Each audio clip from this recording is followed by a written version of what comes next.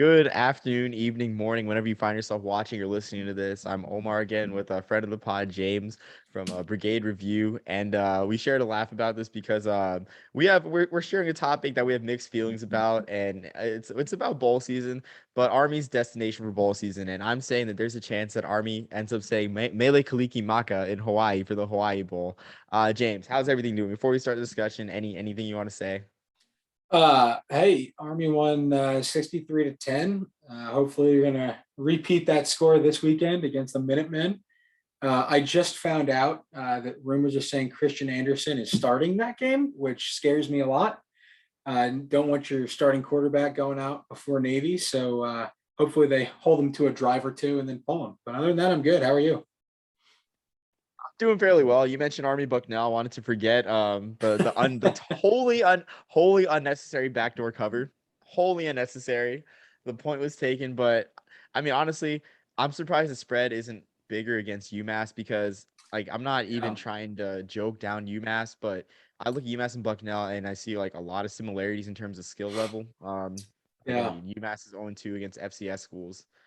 And They're a then team that just put up 10 points against Maine last week. So, yeah, stunted offense is going to be the name of the game. But a program with a lot of signature wins. I'm not sure if you saw the I guess UMass's pitch to Conference USA. They had their signature FBS victories, and on that list was a win in 2016 against 5-7 Buffalo, a win in Gotcha. 2017 against 2-10 Georgia Southern, a win in 2017 against 4-8 BYU. They had an App State win in 2017 that was actually like really a really good upset. I remember watching that in my barracks room. Really good upset. And they also had a game in 2018 against Liberty when they were transitioning in 2018. But Hey man, so yeah, there's some big wins. I don't think they've had more than 4 wins in a season since transitioning to FBS. So hopefully somebody can get a hold of that program soon. I hope so. They're saying Don Brown, the Arizona coordinator, and he actually led them to the national title in '98.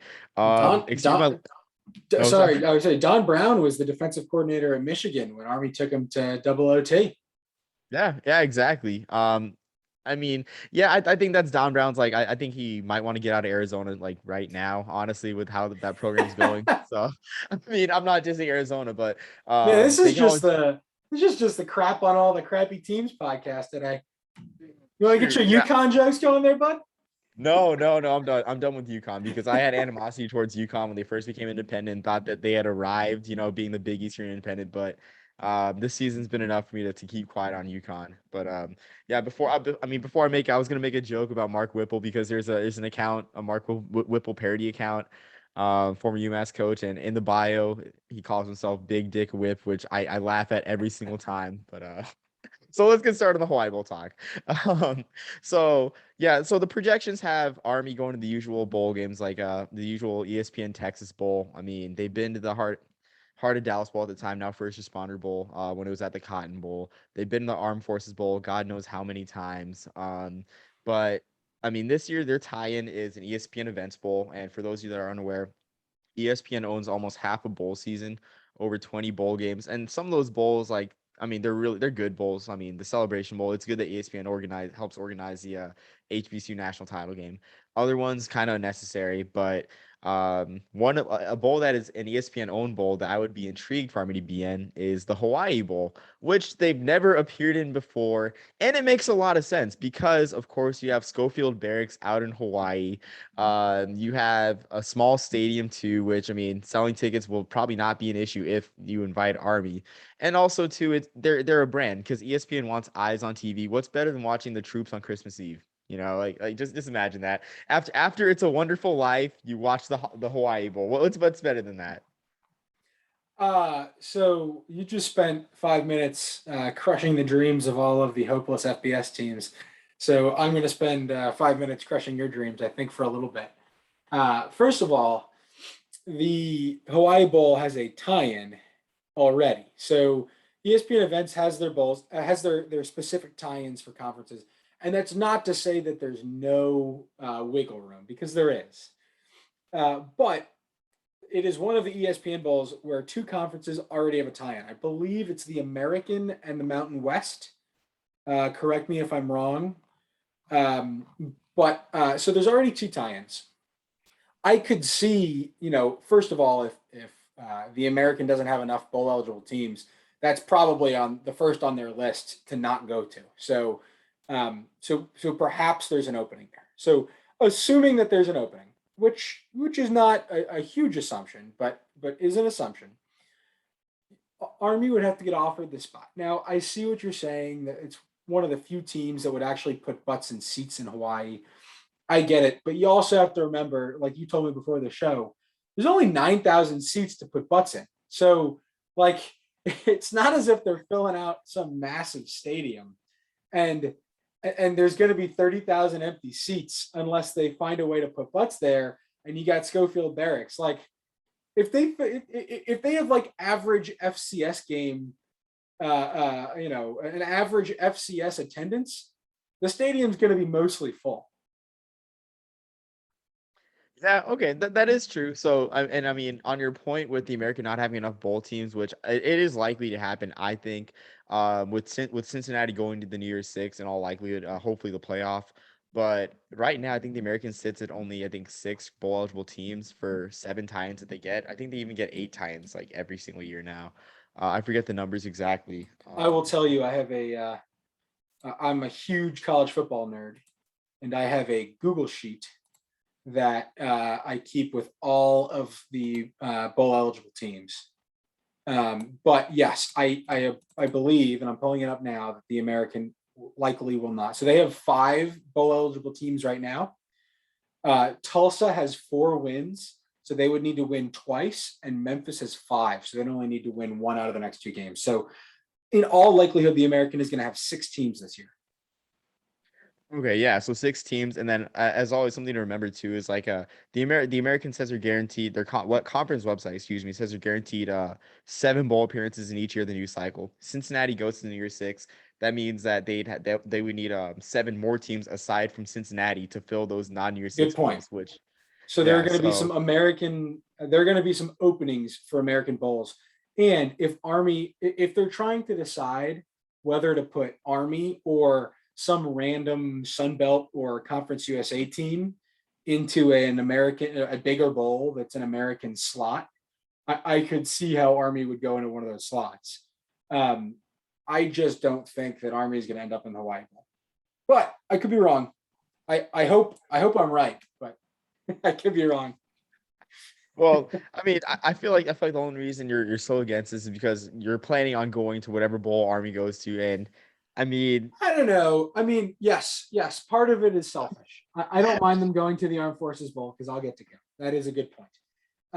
But I would be far, far happier seeing them go to the Gasparilla Bowl, which I would not be able to go to. Number one, because the Army's going to lose money going to the Hawaii. I mean, it's like a $1.2 million payout. It's probably going to be less than that this year because it's in a miniature stadium. And you know how much it costs to bring an entire football team and equipment and support staff to Hawaii and back? If Army hadn't played at Hawaii in the last 5 years, I'd be mildly interested in it. But I don't want to go see a second-rate Hawaii stadium that's their stadium for 2 years. Like, it's just so uninteresting to me. ouch. I mean, I'm really not liking the disrespect towards the house that Calvin Turner built, man. No. Is that the house that Calvin Turner built, or was it the other one that's under repair? I'd say this one is because Okay, it's in 1 year of existence, and I mean Calvin Turner's the big star there. okay, So. The big star of the 4-win team, right? Yeah, they could place 4 the next couple weeks. They could be a 6 and 7 team that could end up going to Hawaii anyway. Which I know. Okay, if Hawaii ends up going 6 and 7, and there's not enough bowl teams, then I would be disinterested in Hawaii and Army being in the Hawaii. Oh, absolutely. I have no interest in playing an away game at Hawaii for bowl season. Yeah, exactly. But I mean, I guess this brings a segue to one of the points I wanted to hit in terms of opponent. If it comes down to Utah, it looks like they're going to win the Mountain Division. Utah's never appeared in the Hawaii Bowl. If it comes down to maybe a Fresno State team that hasn't been, you talking about Utah State? Yeah, Utah State. Yeah, Utah State. Okay. Yeah, potential 10-3 Utah State. It wouldn't be Fresno State because they don't like sending teams to Hawaii twice in a year, so it probably wouldn't be Fresno State going out of the West. But I guess I'm trying to think who else. I gotta pull up the standings too It to see could who got be Air moved up. Force. Has Air Force played at Hawaii this year? No, Air Force I is not. Yeah, Air Force I could would go. love to punish the Zoomies and send them to Hawaii. Yeah, I mean that yeah, I mean maybe not against us. I mean that we wouldn't play against them, of course, but yeah, they Right. haven't played it in a By the Hawaii way, bowl game. that's a good point. Is that if Air Force goes, that's another reason why it might not happen, is because ESPN doesn't want to even consider it in case Air Force has to go, and they don't have to shuffle around a bunch of games at the last second. Exactly. Yeah, and Air Force hasn't played in a Hawaii Bowl since I think 98, the year that they had one loss and won the WAC, the last year of the 16-team WAC. Even then, I guess Boise State hasn't been in this bowl in 2013. Nevada, Carson Strong, I mean, really great quarterback to watch, and just a contrast of styles too. I mean, I'm salivating at the thought of Carson Strong against Army's defense. A great Carson Strong versus Christian Anderson, Jabari Laws, Tyre Tyler, three-headed quarterback monster versus the big NFL draft ready quarterback. That's TV. That's made for TV stuff right there, in my opinion. Yeah. So I guess the next question is, what type of matchup do you want? Right? Like, location aside, I don't want to play a Mountain West team in a bowl game. I have so little interest in that. I want to play a Power Five team. I want to take on I've seen things about a Pac-12 team coming to the Armed Forces Bowl. I would rather play, a Washington State or a Utah, or I guess not. It wouldn't be Utah because they're better than they were earlier in the year. But I don't know who are some bowl eligible teams in the Pac-12. Let me pull it up. We got, Um, it would have to be like it'd have to be a Washington State, a UCLA, an Arizona State, or something like that. I would so much rather play one of those teams in the Armed Forces Bowl again than play than play anybody in any other bowl. Like, matchup matters so much more to me than location. And I even think Hawaii is a bad location. So Hawaii is going to be a bad matchup, and at least in my opinion, a bad location. that's fair. I mean, what it sounds like to me, it sounds like that you've been brainwashed by the Power Five cartel. That you would much rather play a 6-6 No, Washington I team that want to just take lost their down the coach. cartel. I want to take down the cartel. All right. I don't know what the heck happened last year when they decided to kick a 47-yard field goal or whatever it was against West Virginia. They say they trust the analytics. There's no way that was the analytics. I'm still upset about it, and I want the chance to take down a Power Five team again. It hurts. No, no. It just brings back old wounds. So I'm gonna move on from that quickly. Um, but yeah, like I mean, and I get the argument, like, but there comes a time where it's just like not necessary. Like, and I always think about this, like for me, I love bowl games. I watch over 35 a year, 30, at least 30, There's possibly even 41 35 a this year. year, right? Well, not including the national championship. There's 41 bowl Yeah. games plus the Celebration Bowl. So 42. I'll probably watch a bunch now. I'll be going to like a few in person, but I mean that's what DVR is for. I'll be watching them on DVR in the late night hours. But I mean, like again, so yeah, as I was getting back, like the biggest waste of time I think in a bowl game that I've ever seen was when the American Conference runner-up Cincinnati in 2019. You know what their reward was for winning the American East? Playing 6-6 Boston College. Yeah, and yeah, they blew them out like everyone expected. And that proves something to everyone. Like, what does that prove for us Well, if us? remember when Navy beat Virginia like 49-7 or something like that? Yeah, exactly. Right. So, but last year was a great matchup. Now I know it's a COVID year, but like that was a good matchup. It was a good West Virginia team. It wasn't a 6-6 West Virginia team. So that was a good matchup. That's what I'm looking for. I would rather play some team that we've never played before, right? And I don't know if we've played Washington. I have to go back and look, but go play at Washington State. Go play like there's a novelty to it as well. If we got to play UCLA, like that'd be really cool. It's two historic Yeah. programs, right? Like, yes, having a Power Five matchup matters, but also a cool matchup. There is nobody in the Mountain West that I would look at and be like, yeah, it would be really cool if Army got to play that team from the Mountain West. Like, oh, Colorado State, that would be amazing, right? Like, I just don't care. and so I'd rather have a historic program, or even if it's not historic, just a big time program. There's something about that, even if it's a Washington State, right? Not a historic program, but a big time school. Dang. I mean, I just got to counter with this. You mentioned Washington State. I mean, I'm sure like all the football history buffs are salivating the chance for Army with their three Heisman winners to play the school of Jack Thompson, the throwing Samoan. I'm sure they're salivating at that, but it just hurts my heart. I'm a Group of Five guy to hear you say this. Like, not even a 10-win Utah State team like that would go to their conference title game. Like, it No, just hurts, James. because 30 years from now, when you look back at Army's bowl performances, nobody's going to be like, "Oh yeah, Army beat Utah State," but that was a 10-win Utah State. Like, let me tell you something, 10-win Utah State. That was really. They're just going to say, "Oh, they won the Armed Forces Bowl, or they won the Hawaii Bowl over Utah State." Like, who cares, right? Like beating who did Army beat in the Peach Bowl or whatever it was? Illinois. Was that it? Yeah, I thought Illinois. they beat. I thought they had beaten an SEC opponent at one point. They played Bama in '88 in the summer against Derek Thomas. Okay, and did they win that game? No, they lost by 1 point. Then they must have beaten Auburn or somebody. They lost to Auburn by 3. That was the missed field goal Okay, in maybe it regulation. was. But there was one bowl game, and I really should know. Here we go. Let's say it was Illinois in the Peach Bowl, and then other wins. Yeah, so and Michigan State in the Cherry Bowl. Jim Young, the first bowl game. Like the win over Michigan State and the win over Illinois are just so much more impressive than Army beating SMU in the 2010 Armed Forces Bowl. And that might have been a fantastic SMU team. I don't know. But the point is, I don't know. I mean, they're a division champ. In They had 2010, in 2010 they had Cole Beasley and Emmanuel Sanders. I'm a huge Army fan, and I was like, I don't know. Oh, Like, come on. like I do know, like beating San Diego State with Rashad Penny, like that was impressive. That was very impressive to do. I was at the game. I guarantee you, 20 years from now, people will look back and they'll be like, "Oh, Army beat Michigan State. Like that's impressive." Then they're going to look at, "Oh, Army beat San Diego State. That's some scrub Mountain West school." Yeah. Okay. You're right. You're right. You're right. I don't know. I But mean, I could see how other people, like people who are more involved you know, in the Mountain West. And to be fair, this might be a Mountain West hatred of mine. I don't know, but but you see my point.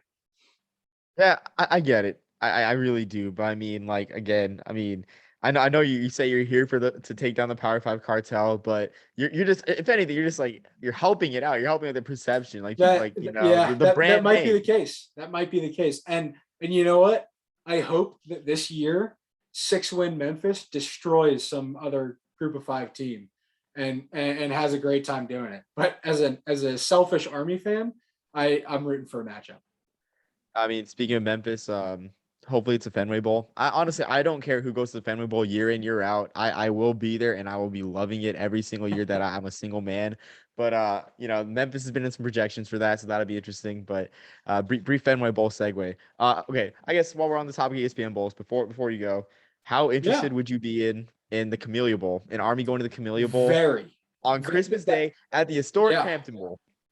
Uh, I'd love it. I that is probably of all of the ESPN events bowls that I think Army could go to, and not counting my ability to attend the game, right? So I'd rather be in the Frisco Bowl because it's a new bowl and I get to go see it, right? But that aside, um, in terms of the coolest bowl game that Army could go to, it's a toss up between the Birmingham Bowl and the Camellia Bowl. I believe, correct me if I'm wrong, I believe the Birmingham Bowl is going to be in UAB's new stadium. It will. I would love to see Army there. But the Camellia Bowl, as someone who's flown into Montgomery a few times without ever really getting out of the airport, I already love the people there just from being in the airport, and I would love to see Army in that bowl game. Yeah, I mean Christmas Day, optimal time slot too. Like even last year, I kind of got chills watching, finally having a Christmas Day bowl game on my television. I mean, even if it was Buffalo Marshall, which I mean, it was a great game too. It was an epic a Christmas epic of some sorts. But yeah, no, I would love that. And even too, I know you've insulted some Group of Five teams, but projections have Louisiana being the opponent for that game, a potential 12-1 Uh, Louisiana score. Like that I'd that love it. would be, yeah, no, I that would be a good matchup. I think Louisiana's brand is way on the way up. Um, but yeah, that would be really cool. Yeah, so right now I'm pulling up the players the Army has had play in the Blue Gray Classic at the historic Crampton Bowl. I always bring this up with Jackson too. I mean every single time whenever we talk about the Crampton Bowl, the Blue Gray Classic, you've had Dan Folberg, 1950, Charles Shearer, Don Usrai, 1959, some notable players, Mike Fonestock, really great receiver in the early 80s, and wow, is that Lieutenant Colonel King? The first reg RTO that I guess my cow in first year, or yeah, my yucking cow years was in the blue gray game. What a coincidence that I'm talking about my first reg RTO, or the first reg RTO. But yeah, so a lot of history for Army players at the Crampton Bowl. Kind of I wouldn't say it's not really a dump, but has some age to it. But they've taken care of it. It's Montgomery. It's Montgomery's place. They've taken care of it, unlike Legion Field, which has been left to rot in the Yeah. very tragic. So I will say I'm trying to remember all of them, and I'll try to pull them up here. But I'm trying to remember specifically the bowls that have pool slots. So the way that this ESPN events works, right? Army's just a tie-in with one of them, and they get grouped in. And ESPN has a lot of specific tie-ins. For example, the Hawaii Bowl is a tie-in with the Mountain West and a tie-in with the American. But then there are bowls that have what are called pool slots, and Army is supposed to take one of those pool slots. I believe that only one bowl is a pool versus a pool, but you're right. The Camellia Bowl, really cool stadium, history of some Army players, and it's a it is a it, it's a game with a pool spot. So here I have it up right here. So the games with pool spots are the First Responder Bowl against its pool versus ACC or Big 12. The Birmingham Bowl, which is pool versus ACC or SEC. The Camellia Bowl is actually pool versus pool. So there's a good chance Army could end up in that one because there's two pool spots. And then you have Gasparilla, which is ACC or SEC versus pool. And then the Armed Forces, which is the American versus pool. Frisco is actually, I was incorrect. There's a couple that are pool versus pool. Frisco is pool versus pool, and Myrtle Beach is pool versus pool. Let me tell you something. I know you had another guest on from Northeast Pod, and he said he'd love to see Army play on the surf turf. I hope to God he hadn't looked at next year's schedule. I would absolutely hate playing consecutive games on the surf turf. Like if we didn't have to play them next year there to start the season off, it'd be one thing. But who wants to play a bowl game that you're going to see in September next year? Very true. Yeah, I don't think John looked at the schedule. Okay.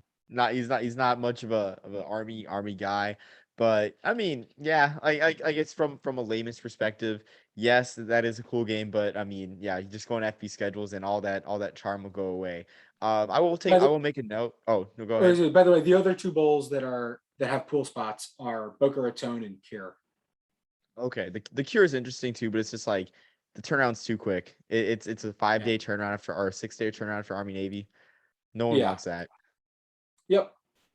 Yeah, but I will say this. I guess I think the Frisco's out of the question. I think honestly, most of the Texas bowls I think are out of the question. Well, I mean, at least the Frisco, because what ESPN will probably do with the Frisco Bowl is put UTSA versus SMU or San Diego State, which I've saw CBS had UTSA and San Diego State in Frisco to create sort of a group of five BCS game. So I think that one's out of the question. Like that, like I they're going to don't use that leeway. I don't disagree. You know, Frisco's got the home of the FCS national championship.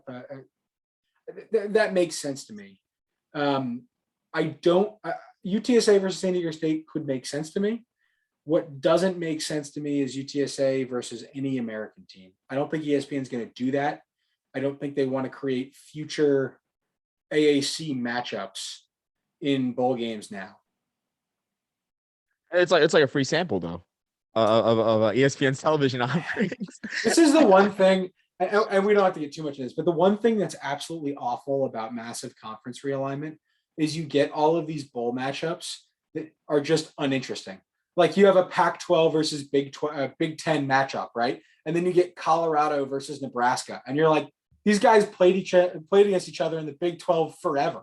Or you get Texas versus Colorado in a bowl, and you're like, well, I don't care. Like they used to play this game all the time. Like this isn't an interesting, cool new matchup. Well, I guess to play devil's advocate, I love these old like conference realignment matches. Like whenever I see in a bowl projection a 16-team WAC matchup, I go crazy. I love it. I'm like, oh my gosh, Rice versus Hawaii in the Hawaii Bowl. That's cool. Those teams were in the same conference and they should never have been. Like that's hilarious. So I like it. Yeah. You know, it's you know, it harkens to days past. I mean, but yeah, like I see your point too, where it's like this. I mean, if this were 2005, this would never happen. But Right. Like yeah. I don't know, but even then, like watching Louisiana Tech and Air Force in a bowl would just be god awful. I mean, that's oh, cool whack matchup, right? But I don't know. But I do see your point. There is like that. I mean, this year I got to see not in person, but I was in town for when Nebraska visited Norman. Really cool, nostalgic atmosphere all over Oklahoma City and Norman. So yeah, that it's cool to see those old matchups. I just like if it's such a cool matchup, it'd be a rivalry game, I guess. That is true. Yeah, that's true. But yeah, Okay, I guess we'll see. so I got a question. Of the bowls that I mentioned that are pool spots, in other words, nothing has to be shuffled around, so not the Hawaii Bowl, nothing like that. What is your what are your top 3 in order bowls you'd like to see Army in? Okay, out of the pool bowl. So Location aside. okay. So Location. Okay. like Montgomery being a cool city is a fair point to make, but you living close enough to Montgomery to go to the game is not what I'm looking for. Like your ability to go to the game should not factor into your decision. Yeah, I mean, I'll be at home for Christmas anyway. Okay. Yeah, so I mean, as tempting as it is to go to a Christmas Day game, I gotta spend Christmas Day with the family. But I know, but yeah, so I go Camellia Bowl first because of historic stadium. Potentially, you could be playing the Sun Belt champion or another elite Sun Belt team. I mean, or an opponent we've never played before, whether it be Troy. I mean, that would be kind of cool. Anyway, but so Camellia Bowl number 1. Number 2, honestly, I'm kind of tired of the Texas Bowls. Like, I just don't want it. So Gasparilla, um, and I guess that would kind of hinge on, I guess, opponent wise, it'd be cool to play Miami, but I kind of want a Northeast school, honestly, which wouldn't happen. I don't think Syracuse would be pulled down to the Gasparilla Bowl. I'm trying to think who else is bowl eligible out of that conference. Maybe North Carolina. Sam Howell against Army would be absolutely cool. I mean, you know, preseason Heisman candidate. Number 3, I guess. After that, I'd say Boca Raton Bowl too, because that one usually gets good teams out of the MAC. And I don't know. I guess I'm kind of like contradicting myself because I looked at the Action Report Bowl tie-ins by Brett McMurphy, and I saw the first responder bowl. I saw Army versus Toledo. I'm like, another MAC team. I'm like, are you kidding me? But Yeah. it's. I mean, if it's a good MAC team, but I mean, there's like no elite MAC teams too. The MAC is almost too much parity this year.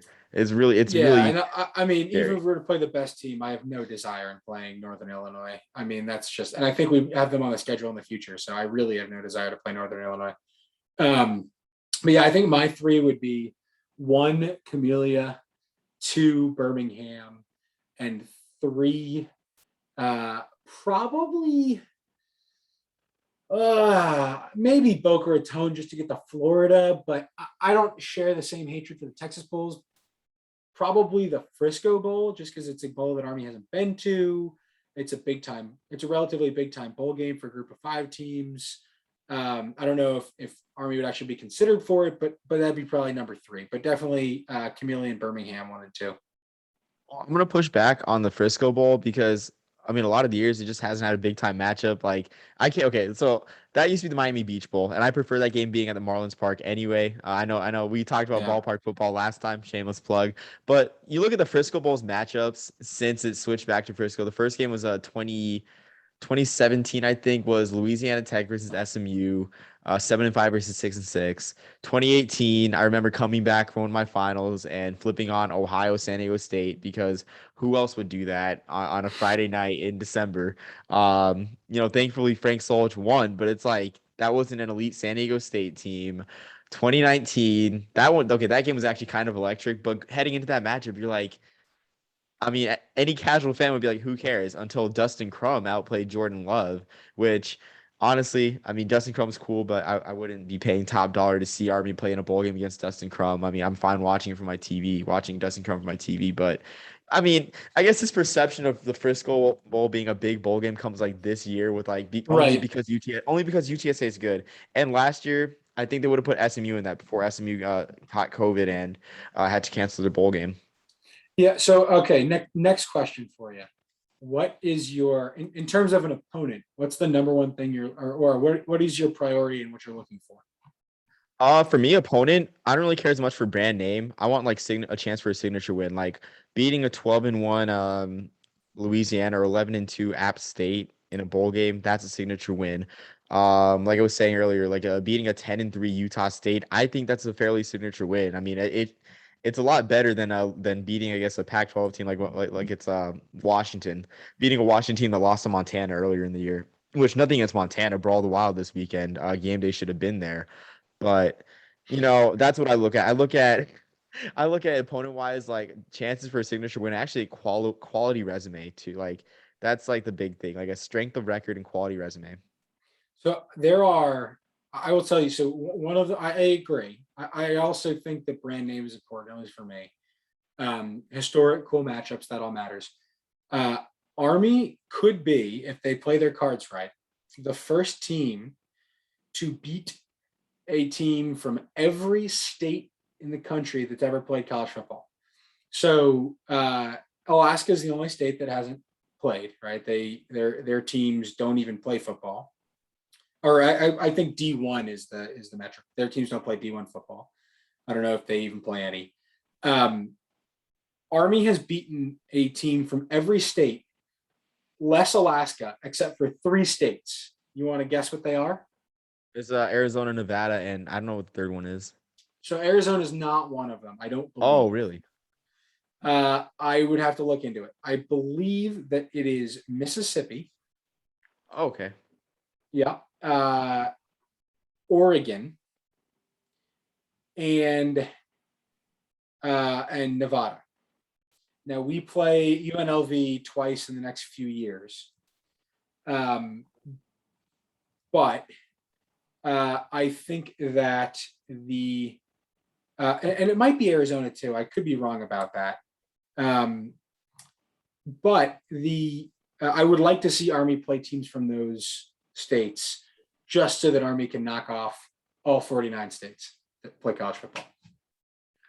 I mean, that would be cool to see, but that's like I feel like that's like one of those more like quirky stats, I guess like if we're talking, I guess I don't know, I guess we're saying like Power 5 conferences. I guess like the conferences themselves, like Army's like the only team to like have this many wins against the Power 5 conference and like they needed to be, I guess, a Pac-12 team to reach over that brink. Then I'd be like more intrigued by it. But I guess beating a team from every state's cool. I don't know if you play MLB The Show with like the Conquest and like just like going across the map. That's what I'm Yeah. thinking right now. Yeah, I'm thinking about the Conquest right now. Yeah, I just think that would be like a really cool thing to say. Like we come from every state and we've beaten every state. I don't Yeah, know. yeah. I mean, yeah, it would be interesting for sure. But yeah. I mean, and then again, I guess just going back to going in a circle, Nevada and Hawaii, Carson Strong. There's an opportunity there. Yeah, no, I mean, fair enough. But yeah, I guess now that we're back where we started, I guess this is time to wrap this up. James, this has been fun. Love talking about bowls and writing about them. If anyone that has seen my social media like the past like week, it's really all I've been talking about and writing about And too. I have a shameless plug here. So I write and podcast for As for Football. That's my main gig. I love coming on this podcast, so thank you for having me. I always love plugging your stuff because it's always worth listening to. We do our weekly podcast on Army football. At some point, keep an eye out. We're planning on doing some Army Bowl talk, and I am going to be playing the part of the pessimist, and seeing why, if there are too many bowl teams, ESPN might decide to screw us. And Dan will likely play the part of the optimist. And I'm not playing the part of the pessimist because I think it's true. It's just the way to do it to make it entertaining and to really hash out all the points. So that will be coming. Oh, I'm excited to listen to that too because I always get sad when a bowl team gets left out, which I don't think that's going to happen this year, for being honest. So 2 weeks ago, it looked like it was definitely going to happen. And then after last week, it now looks like it's probably not going to happen. I think the latest projections was that there was going to be like 78 or 79 bowl eligible teams, and there's 82 spots.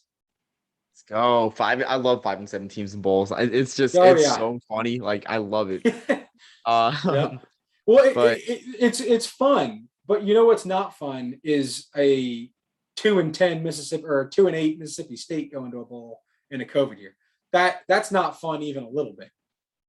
I mean, they proved themselves against Tulsa.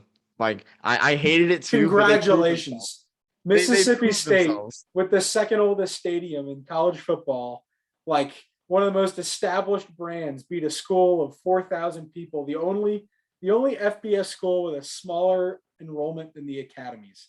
Congratulations, Mississippi State. I hope you feel great about yourselves. The words, Zaven Collins. That Tulsa team has Zaven Collins. That's Zaven Collins. I mean, that was an elite Tulsa team. They almost beat Cincinnati too. But yeah, okay. Hell, they almost did that this year. Yeah. Yeah, I mean, who hasn't in the American? Like Cincinnati's really making it hard for themselves, and I hate it. But yeah, so I'm excited for that too. I mean, any bowl talk is welcome. Bowl talk. Can't get enough of the bowl games, honestly. Too, it's the greatest postseason in sports, just because of it's just more than sports. It's geography. It's economics. You can do a class on this stuff. Like it really can be a class. If the academy has a sabermetrics class, why not bring me back to be a bowl economics instructor? There is I don't know if there is a sabermetrics class at West Point. But I know there is. Does Father Costa teach it? I don't know who teaches it, but I tried to have it as one of my support courses, like have a waiver, and the waiver didn't fall through, so I just gave up. So Father Costa, who is a Catholic priest, teaches math at the academy. One of the most amazing individuals in the world. So I'm Catholic, and I used to like go to his office in my off period in Thayer Hall, and I would like grab a quick confession. And then I'd be like, all right, Father, how about the Yankees? What's going on with the Yankees right now? They seem to be overperforming. I'm a little worried that this is going to mellow out. And he'd take me through and be like, all right. And we'd sit there. And then that night, I'd like go to church and say a few prayers in the Catholic chapel. And I'd walk outside. And Father Costa's listening to the game on the radio. He's got a little portable radio with AA batteries. He's got the Yankees on, smoking a cigar on the porch. I'm like, hey, Father, how you doing? What's the score?